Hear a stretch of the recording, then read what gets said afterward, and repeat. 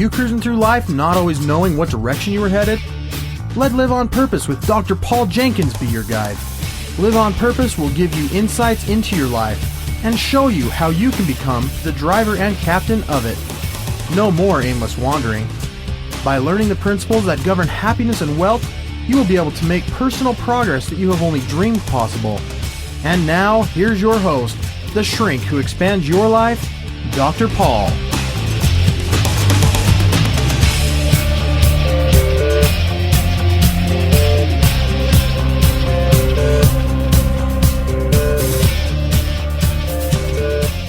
Hello, everybody. Welcome back to Live on Purpose Radio. This is Dr. Paul, the shrink who expands your life, bringing you another episode of Live on Purpose Radio. So thrilled to be here again today with some good friends and guests in studio. I would like to welcome back Darren Johansen. Howdy doody. Hey, glad to have you with me. I'm glad to be here. This makes a number of times that you've been on this show. It's 4 or 5. Wow. You could be like the co-host. I'd love to be. And today you are. Welcome, Darren. Darren is a coach. He specializes in counseling with people, and he refers to himself as a legacy coach, which is kind of a cool idea. And just thrilled to have you with me again at Live on Purpose Radio. We also have in studio with us today Justin Boulter. Welcome, Justin. Thank you. And Justin, you've been a long-time listener of Live on Purpose Radio. I have. And you sent out an email not too long ago to Darren, who forwarded it to me. Yes. And yes. You had an idea for a topic on this show, and it occurred to me, Justin, here I am, the shrink who expands your life. You know, I've been a clinical psychologist now for how many years? I guess I've been in the industry now for about 15 years or so. And during that time period, I have worked with so many people with a variety of different issues. But one of the things that I have worked extensively with is depression and anxiety and related kinds of conditions. And really, there's a close tie between depression and anxiety that we can talk about a little bit today if we want to. And I have this just treasury of experience and interactions with people that have taught me so much about these mental health conditions that are so common in our society, but not very often talked about. In fact, sometimes when those topics come up, it feels a little bit like a taboo subject, and people are hesitant to go there, and they don't want to discuss that, and they're afraid that maybe they might catch it if they talk about it. I don't know. No. Well, I realized, I've been holding out on you guys a little bit because of this experience. There are many of you who are listening who may be experiencing depression. And if you don't personally experience it, I could almost guarantee that there's somebody in your home who is experiencing depression, or one of your close friends or associates. It's that common. And it's a condition that I think needs to have a little more attention. Today on our program, we're going to talk a little bit about depression and help you to understand what it is. Now, Justin, you have very boldly stepped forth into the world of podcasting today and yes. Have expressed your willingness to share some of your own experience, because you're coming from a place where you have personally experienced this at a fairly significant level in your life. Yeah, I have, right? And I almost have you beat. You've been practicing clinical psychology for 15 years. I've been a clinical patient for, I think, 18 now. Oh, really? Yeah. Yeah, you got me. But, it's something that I've dealt with in my life, and at times has taken over my life and has been the main focus in my life. But, fortunately, there's ways out. Wow. Could you just introduce yourself a little bit more and maybe share a little bit of your story? Would you mind doing that? My name is Justin Boulter. I grew up originally in Florida and had a good home life, had great parents, but there were some events in my young life that I think contributed to it, but I don't think is the main contributing factor. But ever since I was about 12 or early teens, I've had depression, and I back at that time I didn't recognize it as that. In fact, I remember one time as a teenager going to see the doctor, and one of the questions, just the family doctor, one of the questions he asked me was, have you ever had suicidal thoughts? And I said, yeah, all the time.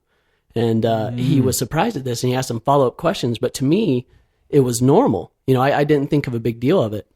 And so I went through college, and I spent 4 years in the military, and I have done all this stuff, living with depression, but yet not willing to accept that what it was. And it wasn't until a point in my life where I was trying to blame everything on my unhappiness.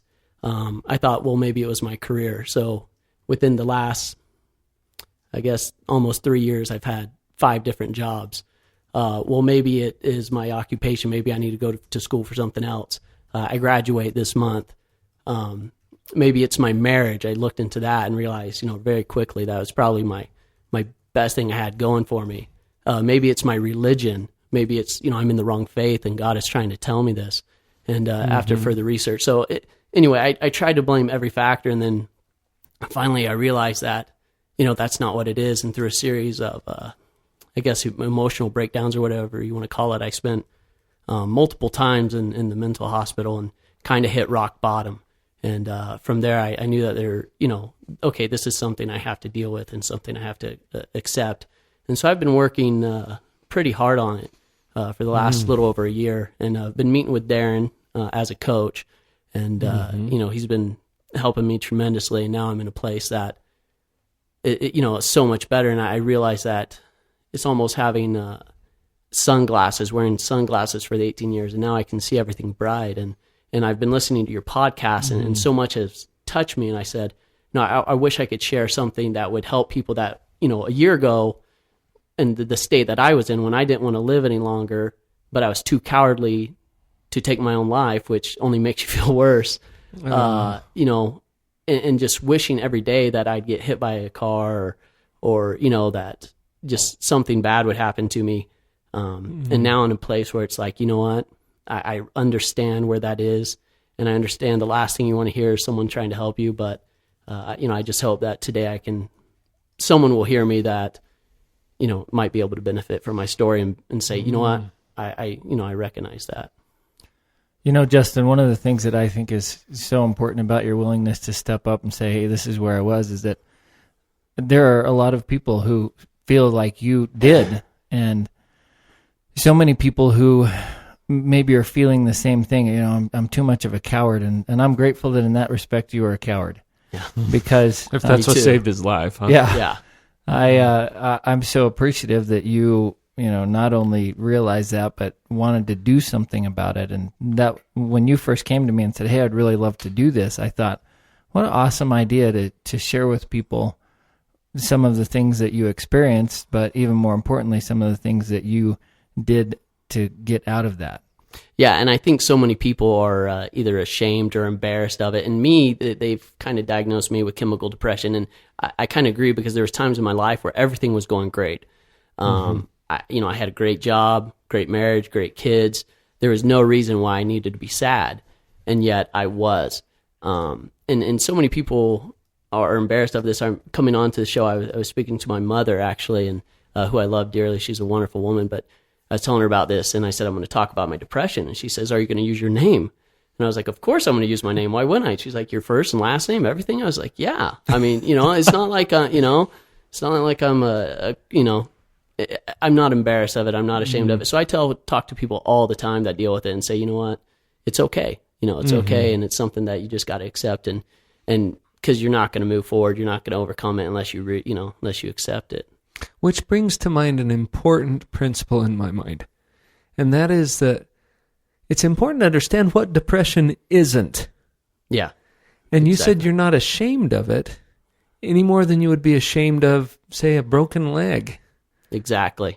And that's some of the best advice I got. And depression is a mental illness with symptoms, just like any other disease or illness that you would have, just as the common cold.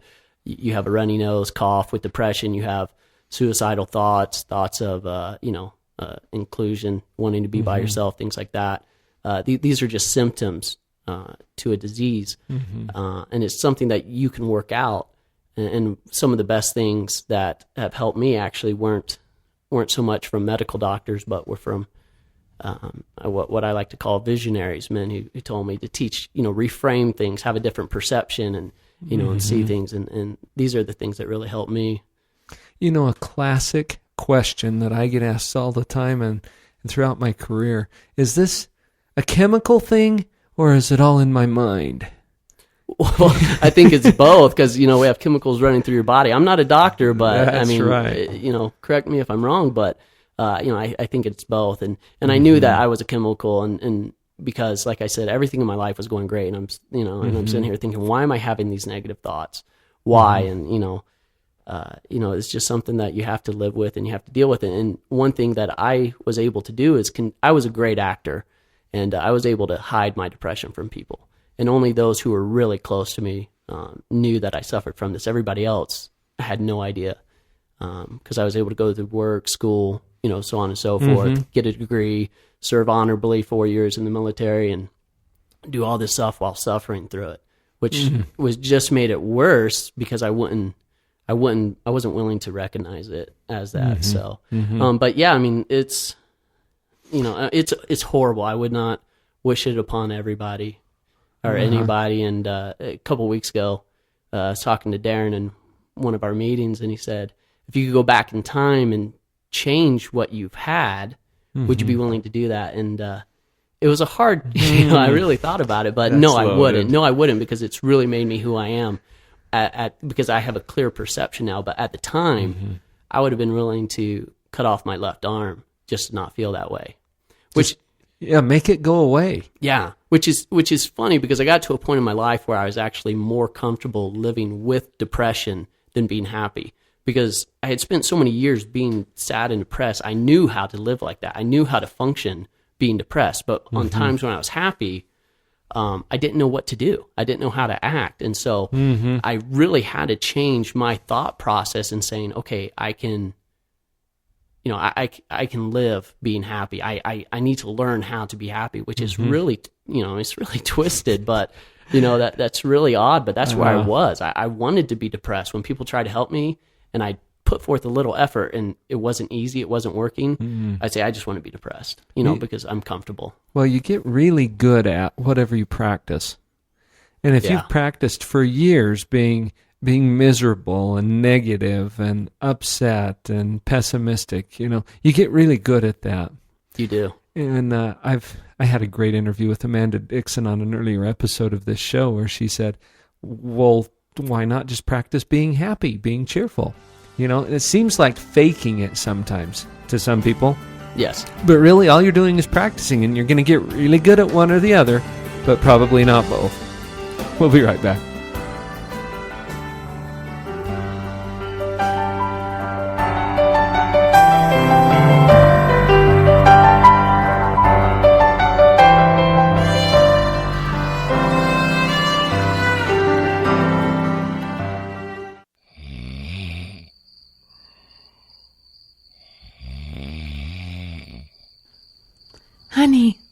Honey, wake up. It's time. Huh? What? It's time. What do you mean? Someday is here. That's right. Someday is finally here. You've been saying for years that you want to do something really awesome with your family. Someday. We are thrilled to let you know that now is the time. The Marital Magic team has done it again, but this time with a fabulous week-long family focus cruise in the beautiful and festive Mexican Riviera. What better way to disconnect from that ever-present workload and reconnect with those who mean the most? This cruise brings you and your family the perfect blend of downtime, fun in the sun, and powerful seminars geared toward parents, teens, children, and the whole family. Join us aboard Royal Caribbean's impressive Mariner of the Seas as we visit Cabo San Lucas, Mazatlan, and Puerto Vallarta. Click on the cruise link at drpaul.org to learn more, or book your cabin now at 1-888-700-8838. Tell the kids, pack the bags, and set sail with us on July 5th, 2009. That's 1-888-700-8838.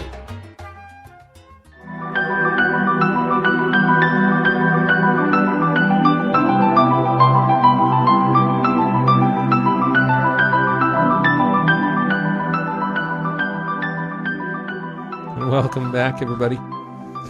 Justin, it's been fascinating to hear some of your story. And I know there's a lot more to it than what you've shared with us already. But I'm also thinking we got an interesting second perspective here, because one of the men who has helped you to come to some realizations that have really freed you is sitting right here at the table with us. Yes. And Darren, I would love to hear some of your perspectives. You've been listening in. I've seen you react a little bit to some of the things that Justin has said. Just from a counselor's perspective, a coach's perspective, a therapist's perspective, share with us some of your thoughts as you've listened to Justin introduce this topic. You know, when I first met Justin... Maybe you should start off with how we met. The first time that you saw me, that would be a good... The first time I saw Justin, his father had called me because Justin had come out of his little stay in one of those places that you go to get help, and was really struggling. And his dad called and said, Darren, I need your help. I don't know what to do. And so the first time I met Justin, it was with his father and his sister. And Justin was not in a good place. He told me that he wasn't sure that his time in that institution had really been productive, and he wasn't sure what he should do, and was seriously considering how much of a coward he was, based on what we'd talked about earlier. And so we started working, and I challenged him, and it was after a long first meeting, sent him home with his dad and his sister and said, watch for this and watch for this, and, let's get him in here as quick as we can. You mean trying to keep him safe? That's right. Safe from himself, safe from his thoughts, safe from, anything that could be of danger to him. Now Justin, you're nodding. Yeah. And you haven't interrupted Darren and say, no, you got it wrong. No, that was absolutely correct. At that time, my thinking was I just want it to end. I just want the pain to end. And to me, medicine wasn't working, therapy wasn't working, nothing was working. So obviously there was one quick fix. And fortunately, I have a very supportive family and, great counselor. And I want to hear where you were going with this, Darren, but I had one comment about that, because I think that suicidal behavior or suicidal thinking is very often misunderstood. And it's usually not that the person wants to kill themselves or wants to die. What they're looking for is the quick way out, is the easy solution to their problem. And sometimes that's the only thing that presents itself as an opportunity to end the pain. Is that accurate? Very accurate. In fact, I often describe it as being in a boxing ring with a championship fighter and going in each round and knowing you're not going to win this fight, but you go and get just beat down every round, but he doesn't beat you down enough to take you out. So you have to go back to your corner, regroup a little bit, and come out for the next beating. And that's how my life was for over 10 years, is just knowing that I can't beat this. I just got to survive it. Well, Darren, continue. So I started challenging Justin's belief. I started asking if there was a way that he could win the fight, if he would be willing to look at that. And I think that's the first time that Justin ever really thought, well, wait a minute, maybe there's something that I haven't thought about. Maybe there's something that could change this. And I remember I started talking to him one day, and I overheard Justin talking to somebody once about me as his therapist. And the thought came to me, not that it hadn't before, but specifically with Justin, I thought, that's exactly what he sees. This is therapy. This is something that he's tried before. It hasn't worked before. He's been, back to his corner and back in the ring and back to his corner and back in the ring. And one day he said to me, how long is this going to take? Not meaning just the session, but, how many years or months process. Or whatever. And I asked him, how long do you want it to take? And then I talked about the difference between coaching and therapy. And I said, a good coach sees strengths and weaknesses, holds you accountable, really pushes you to be the best that you can be. And I said, it's a different mindset. It's thinking differently. And I believe that's where things started to change for Justin, because all of a sudden there was a whole different world that all of a sudden was open to him that he had never seen before. It wasn't that it wasn't there.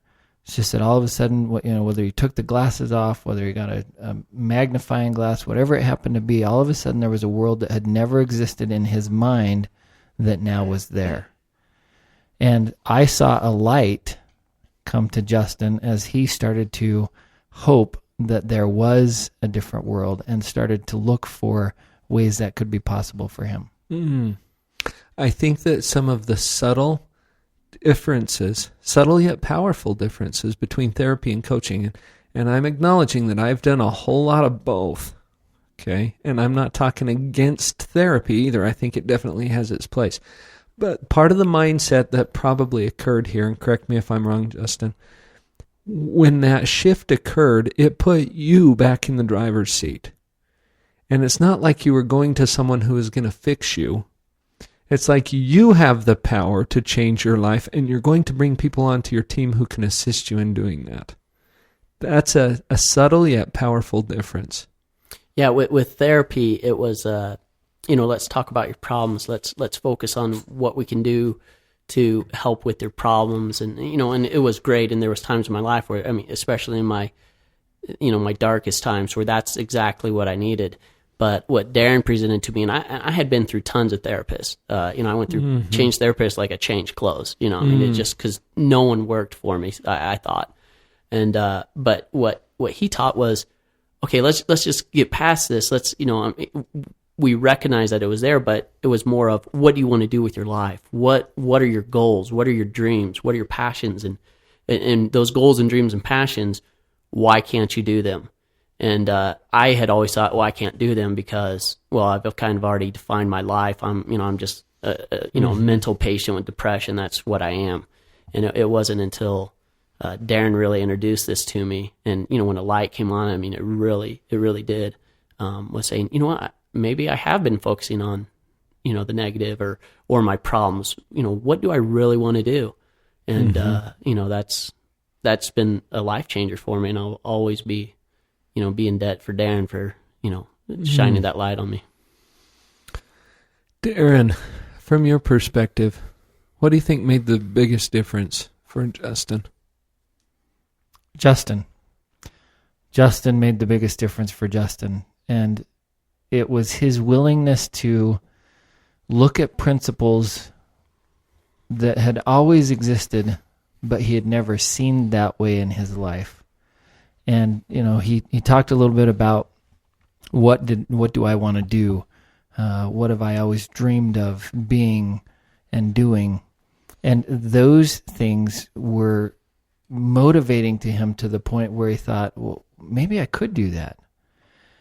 And the thing that I hope that we can hear from Justin about what he thinks were the biggest change agents, but one of the things that I believe, and one of the reasons that I love coaching, is that I believe that we were all put here to create something because of who we are, because of our experiences, be that depression, or for you, Paul, it was cancer. For everyone, there's some experience that doesn't put them in a box, but it really can define who they are, because it's part of the package, as you've mentioned in several other of our radio shows and other things that we've done. But my package gives me certain abilities to create things that I don't believe anybody else can. And when Justin started thinking, wait a minute, well, why couldn't I do that? I remember once we talked about an experience that I had had with an illness where the doctor had started saying, well, you can't do this, and you can't do this, and you can't do this. And I said, okay, don't tell me what I can't do. Tell me what I can do.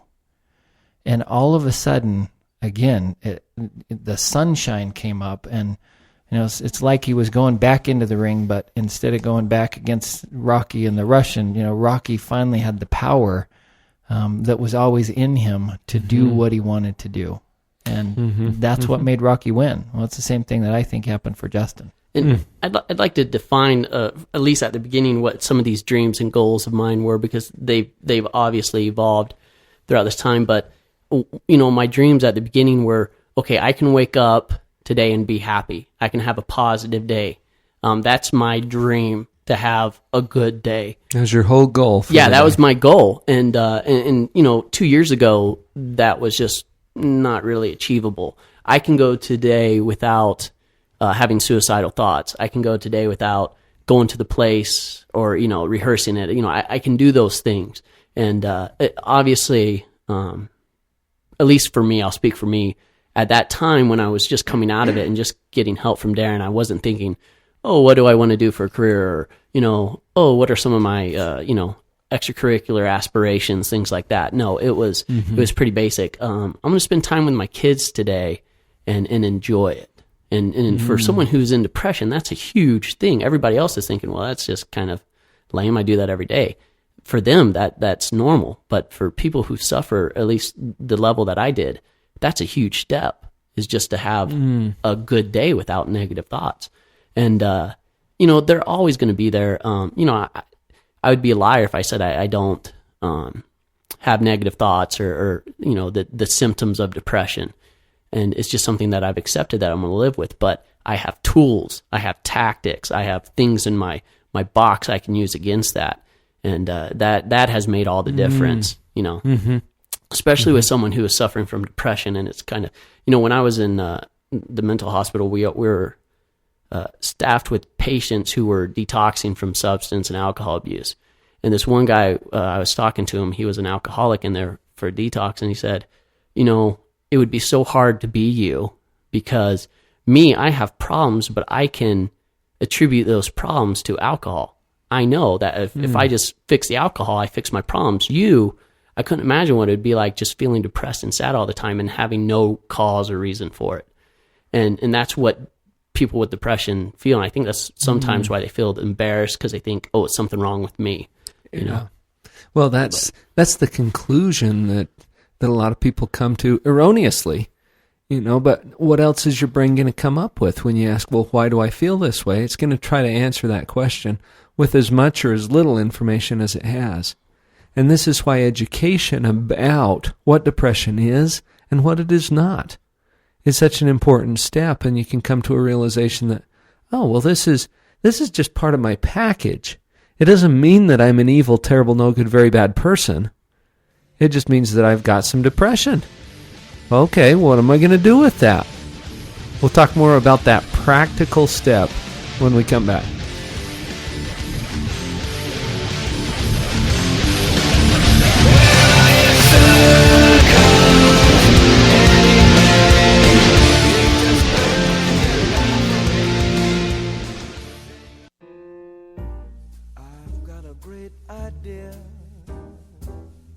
This is Shay Larson, IdeaOrbit.com, with the World of Ideas Report.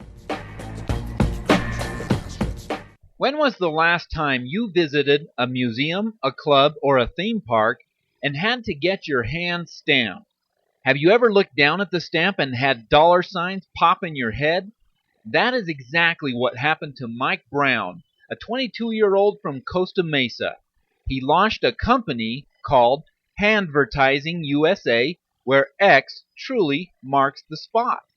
His company allows corporations to get their logos onto the rubber stamps used by venues and clubs around the world.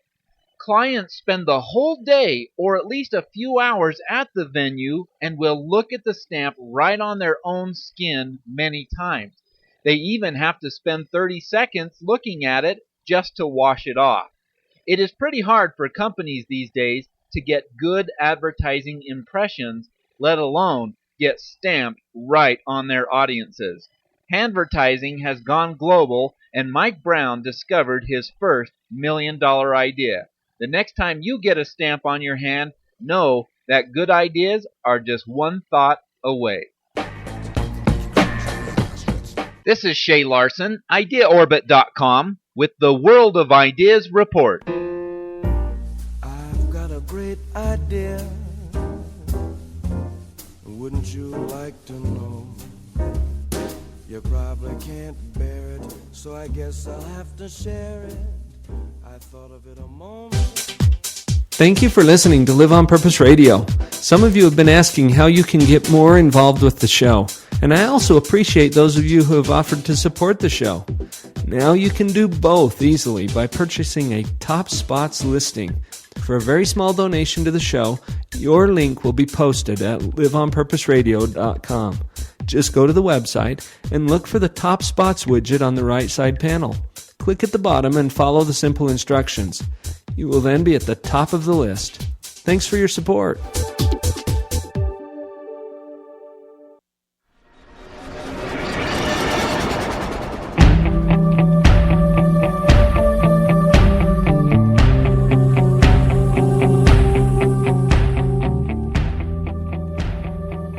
So I shared a story not too long ago in a seminar that I did called Facing Your Giants.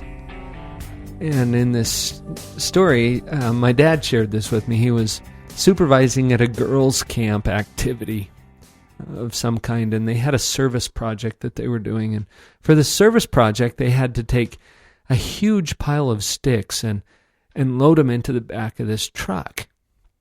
And one of the girls was apparently pretty overwhelmed by this task, and she just looked at it and thought, oh, it's like that book, The Cat in the Hat. You know, this pile is so big and so deep and so tall, we can't clean it up. There's no way at all. And that's how she felt. This is too much. I can't do this. And my dad asked her, well, do you see that stick over there? Oh, you mean that one? Yeah. Can you pick that one up? Well, I think so. Okay, do it. So she picked up the stick. Now, can you put it in the back of that truck? Yeah. Okay, do it. Well, the other girls started doing the same things, and that pile was moved one stick at a time into the back of that truck.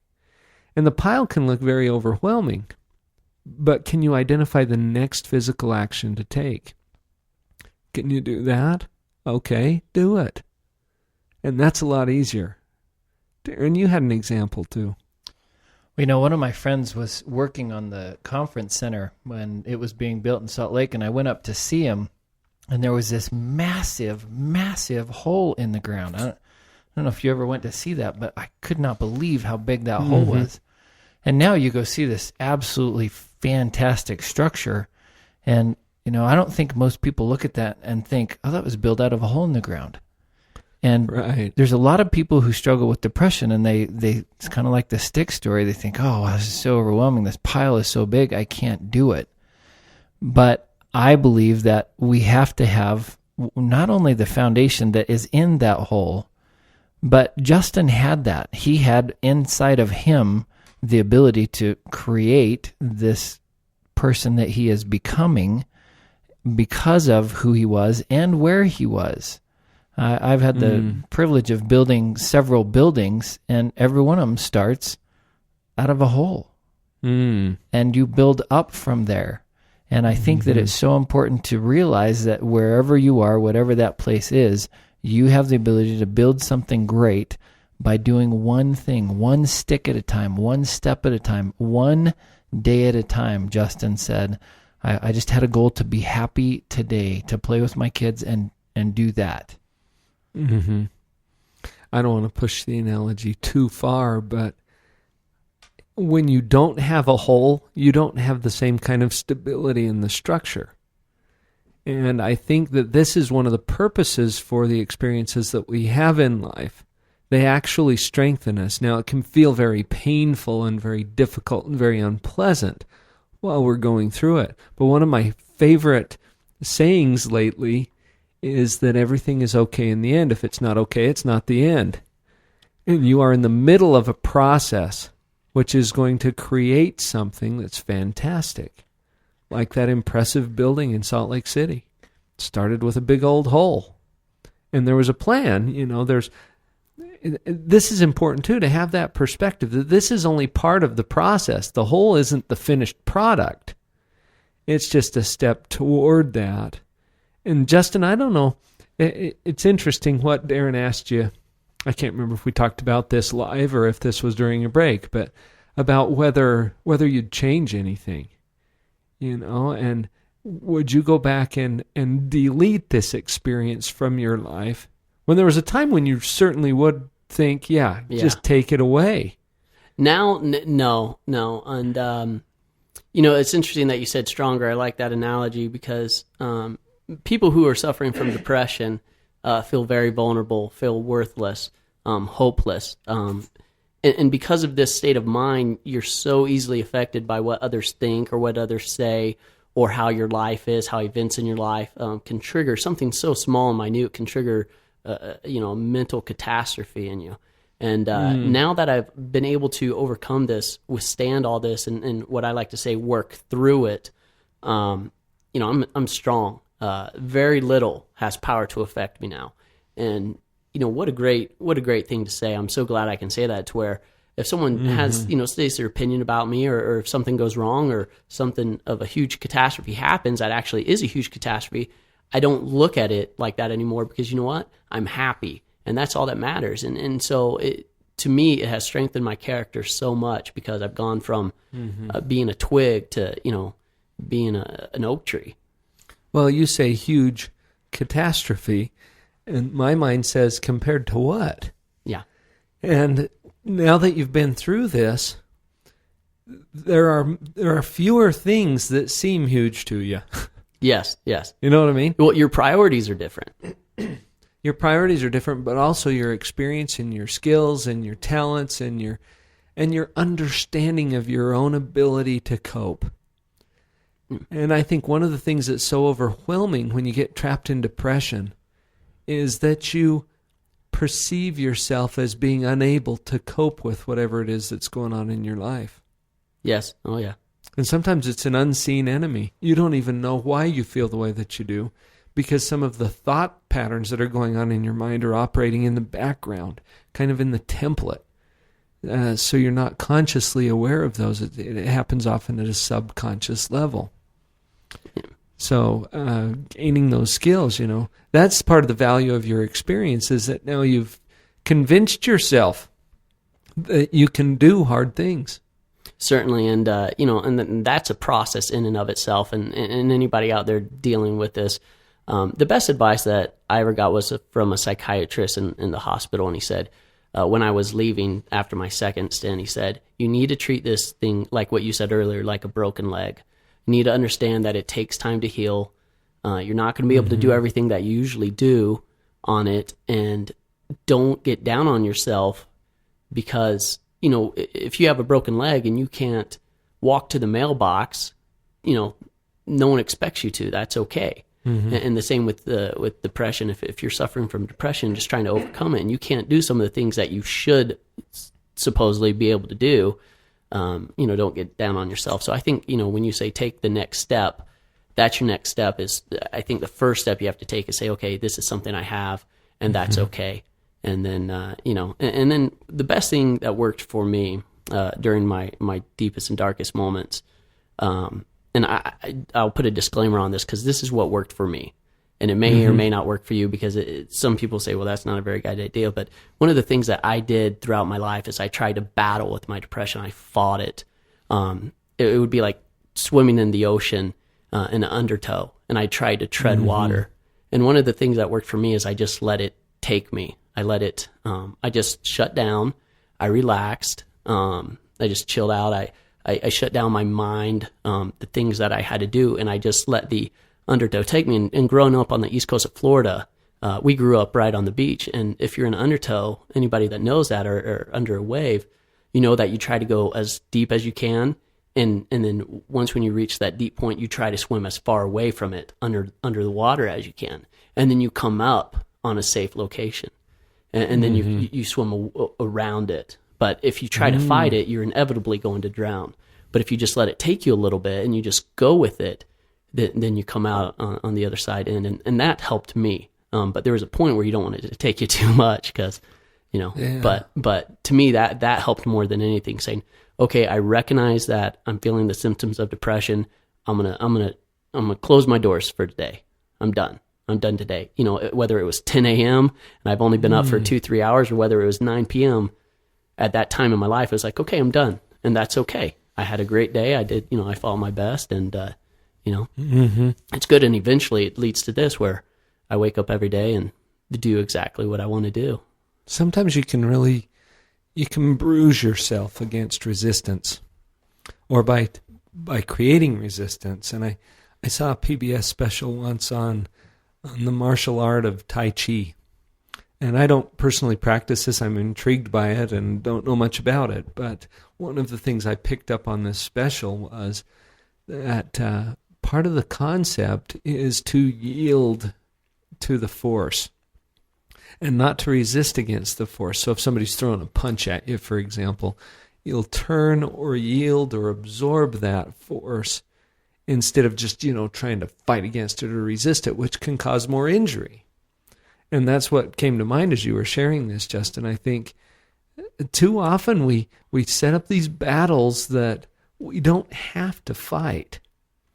And letting go sometimes allows you to absorb some of the energy in a way that allows you to turn it now to your advantage. Yeah, and I think a horrible tragedy that people with depression do is they look at other people and say, wow, they're doing this and they're doing that. I should be able to do this and I should be able to do that.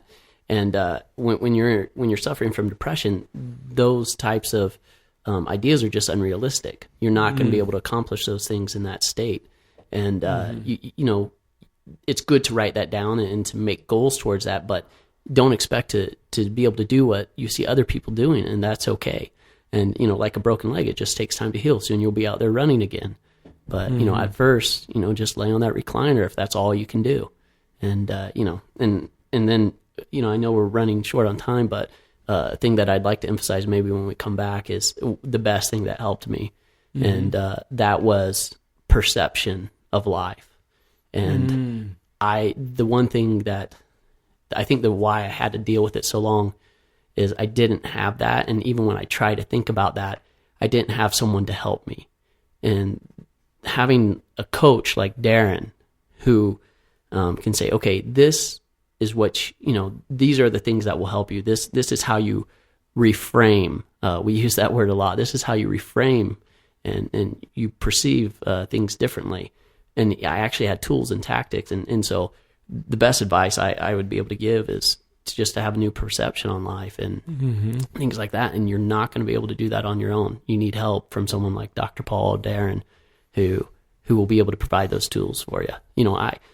I don't know if I'll have to, be in coaching for the rest of my life, but, if so, that's fine, because there's always a next level. There's always a next level. I mean, I've only been working on this, really improving for about a year. And I know I'm not anywhere near my potential. But huge progress and success in that amount of time so far. Oh, absolutely. Absolutely. That's amazing. Just like I said, the little things in life make a difference. Well, the perspective, and we will talk some more about that because that's such a key. You can't just change your own perspective. You have to be shown another perspective and try it on. We'll be right back.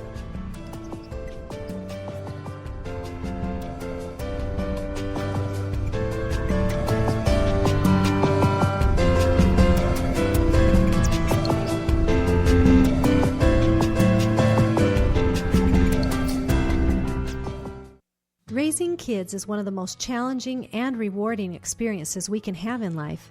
Your children didn't come with an owner's manual, so it's up to you to learn whatever will assist you in your role as a mom or a dad. Join me and my husband, Dr. Paul, for a free weekly discussion about all of the hot topics in parenting. Listen to what others are saying about these calls. By applying the things I've learned through the Parental Power calls, I'm finally becoming the mom I always thought I would be. I really like to use Parental Power as kind of like a reference book. So as I have concerns with my parenting, I like to be able to look up on the blog and then listen to whatever podcast seems closely related. So I like the variety of topics, the variety of age groups that are addressed. I'm on the Parental Power calls as often as I possibly can because I know I'm going to come away with something I can apply to being a parent that very day. Let us join your parenting team through Parental Power. Just send an email to Dr. Paul at liveonpurposeradio.com to register for the live calls. Or just check us out first through the link at drpaul.org. All of the previous calls are posted on our blog site, where you can also add your own input. Let's team up to start parenting on purpose.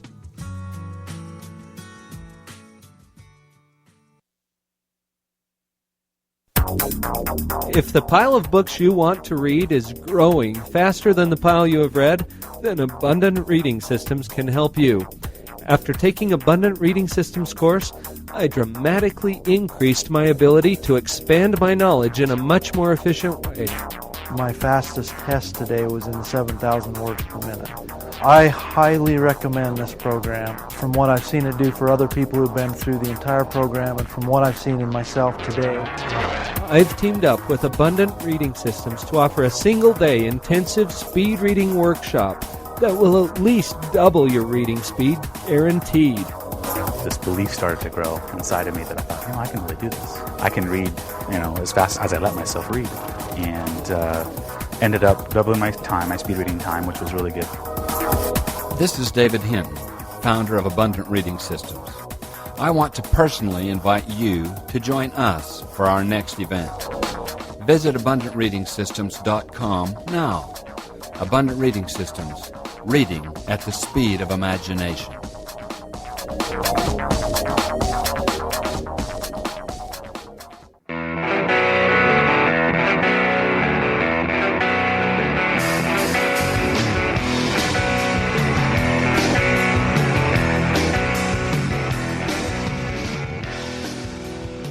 Back for our last segment with Darren Johansen and Justin Boulter.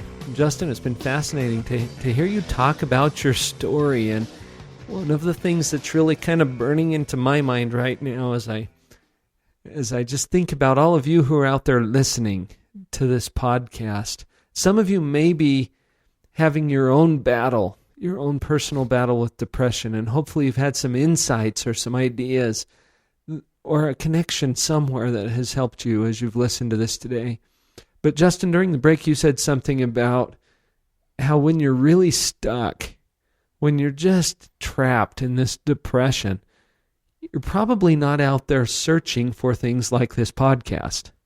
Exactly. At least that was for me. I had been told for years by multiple people what would help and what I need to do, and none of it worked. Mm-hmm. And so the last thing I wanted to do was to sit down with someone else like Darren and, get his 2 cents on the subject and then have it not do anything for me. And usually, this is my experience too, because usually it's not the person who is trapped in the depression who seeks out my help. It's usually a family member, a spouse, a parent, a close friend or relative who is concerned about that person, because one of the aspects of depression that is so aggravating is that it puts your mind in a place where you are the least likely to do the things that will help the most. You just resist that. Yeah. Yep. And so I guess we've got a little call to action here for those of you who are connected to or who have within your loved ones someone who is trapped by this condition. What's the call to action? Well, the call to action is be that person for them who can help to show them a new perspective. And that might mean, getting them in a car and turning on the podcast. Yeah. Take us with you. They may not appreciate it right at first, but is there something there that can help to turn the lights on for them? Or to select a helper. Now, there's a lot of different kinds of helpers out there. We've talked about therapy and coaching and counseling, and those are all different words for a similar topic, which is the helping professions. You can't just pull yourself out of this, I don't think. That's like lifting yourself up by the pants. Oh, no way. You got to have somebody to help out with that. I'm going to turn it over to you for a minute, Darren, to talk about that piece. What would you encourage people to do as they are looking for or selecting a helping professional? I think there's a couple of things that are really, really important. I had a relationship with Justin's dad, and he believed that I could help. And I think it's important that individual has that trust. Mm-hmm. The other thing I would say is that there's so many times when people feel like, well, once I go see this person, if it doesn't work, then, I'm stuck. I don't believe that. I tell people, and I know you tell people, Paul, that, they have the right to fire at will, meaning fire us, not shoot us, but to fire us at will. Yeah. And that's the most important thing, I think, in any coaching or counseling or therapy relationship is the trust and the belief that the individual, in this case, Justin, believed that I could help him, but I had to earn that trust. I had to earn that belief by creating in his mind the possibility that another world existed. And I did that by helping Justin understand and acknowledge. I think he understood it, but he had to acknowledge that as much as he wanted the pain to end, he didn't want to be remembered as somebody who ended it. And by talking about who Justin was, about the legacy that he wanted to leave, I've recently found this neat quote that talks about the desire to create, and it says that the desire to create is one of the deepest yearnings of the human soul. No matter our talents, education, backgrounds, or abilities, we each have an inherent wish to create something that did not exist before. Well, as Justin started to think about, what didn't exist, one of the things that didn't exist in his mind was a happy day or a good time with his kids. Well, it's progressed from there, and I think it's important to acknowledge that the people who are depressed, maybe that's as far as they can go. Maybe it's 3 hours in the morning and I'm done. But that's progressed way beyond that now to a completely different world that is wide open to Justin and to anybody else who's struggling with that. I would say in our call to help that if you're that person that sees your son or daughter or your spouse or a good friend, one of the things that you can do is you can say, when I was struggling, this helped me. Take them out for a walk. Get them to do something. Pick up one stick and put it in the truck. By being successful in those little things, they really can start to believe, hey, something could happen that would help me be in a better place. I think rekindling that hope or lighting it in the first place is probably the greatest service you can do to someone who is stuck, someone who is trapped, because they've lost the hope. In fact, hopelessness is what gives rise to some of those suicidal thoughts that people have when they have that depression. There is hope, and that might sound different coming from me, Dr. Paul, as opposed to from Justin. And Justin, your strong message here today is, hey, I've been there. I know what it looks like, and there is hope. Yeah, there is, and anybody out there listening that is in the dark places, and you know what I mean. There is light at the end of the tunnel, even though you can't see it. And one of the thoughts that I had while Darren was speaking about choosing a coach or a therapist or whatever you want to call them, when I was in the hospital, and also previously in my life when I'd see psychiatrists, but particularly when I was in the hospital, their main goal was to make sure that I wasn't suicidal. And then once when I was stable enough, then they released me. Their goal wasn't to help me create or help me achieve my dreams. Their goal was to make sure that I wasn't suicidal. So my thought was, well, this is all I have to live for, is not to be suicidal. Not the fact that I could have an amazing life, but just to not kill myself so other people will be happy.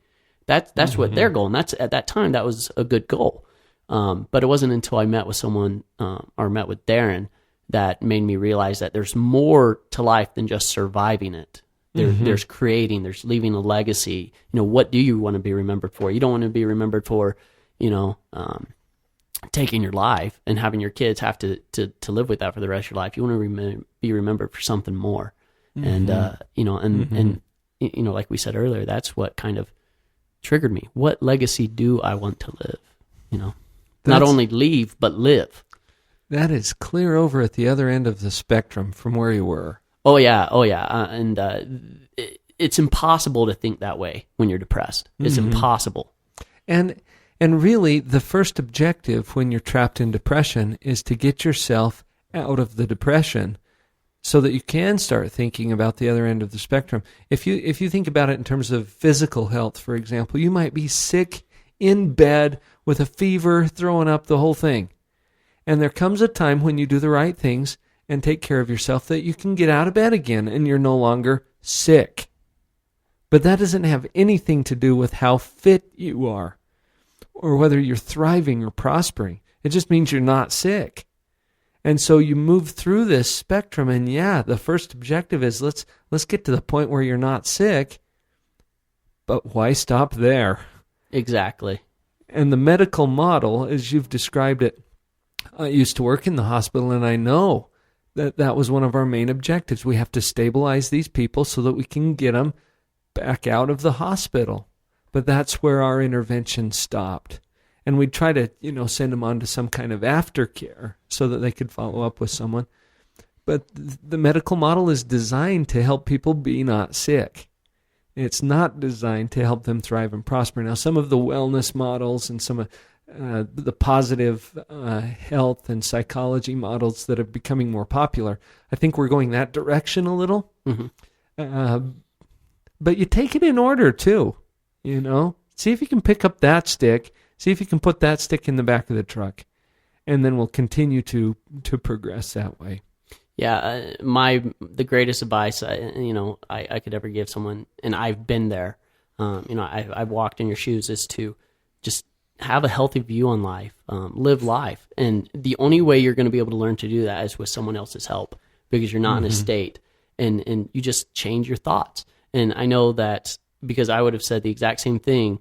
I know a lot of people out there who are suffering from depression and saying, "Well, that's the stupidest idea I've ever heard," but it works. People, trust me, and just get yourself hooked up with someone who can help you, like a Dr. Paul or like a Darren, and because that's the only way. That is the cure for depression, because it's a mental illness, so you have to change your mental thinking.